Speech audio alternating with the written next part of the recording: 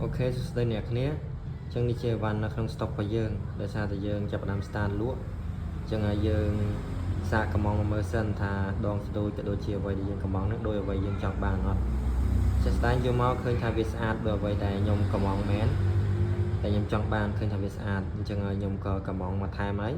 tại toàn mặt đòn thì chân sẽ đây là không stop dương cơ miên của mỗi đàm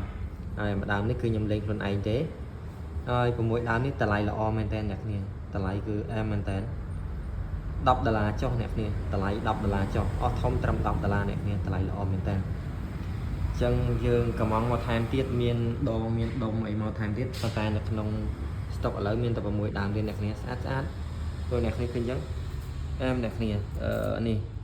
ប្រវែង 2m13 អ្នកគ្នា speed ល្អគួរសមដែរ815 lb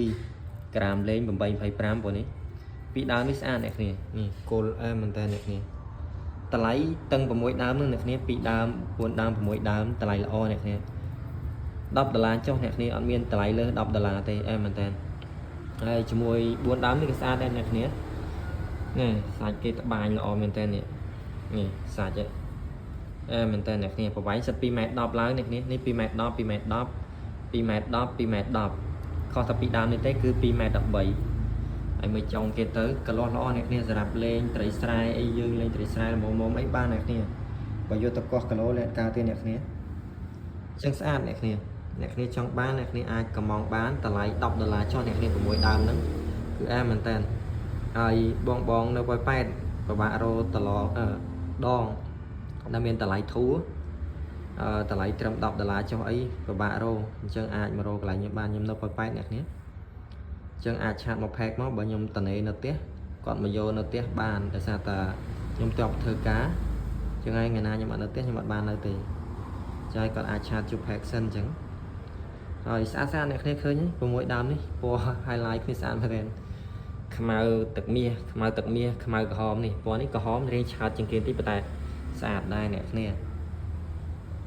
ចឹងវីដេអូយើងមានប៉ុណ្្នឹងឯងហើយបើសិនអ្នកគ្នាចង់បានមិនថាតាមខែទេអ្នកគ្នាអាចកំងបានខ្ញុំវិខ្ចប់តាមនឹងឲ្យអ្នកគ្នាតាមវិរបនឋានហើយការវិខ្ចប់របស់យើងក៏រៀបជូនអ្នកគ្នាស្អាតគួរសមដែរចឹងអត់មានឲ្យបាក់បែកអីទេបាក់បែកយើងធានាសងវិញហើយជាមួយដងឃើញស្អាតមែនទែនអានេះយើងមានតែ6ដើមទេក្នុង stock ហើយយើងនៅបន្តមកតាមក្រោយទៀតដោយសារតែយើងតបដាក់កំងទៀតចឹងហើយវាអត់តមកដល់ភ្លាមទេមានតែ6ដើមទេក្នុង stock អ្នកគ្នាវឺតសិនអ្នកគ្នាចង់បានឆាតជួបផែកអរគុណច្រើនជួបគ្នាវីដេអូក្រោយបាយ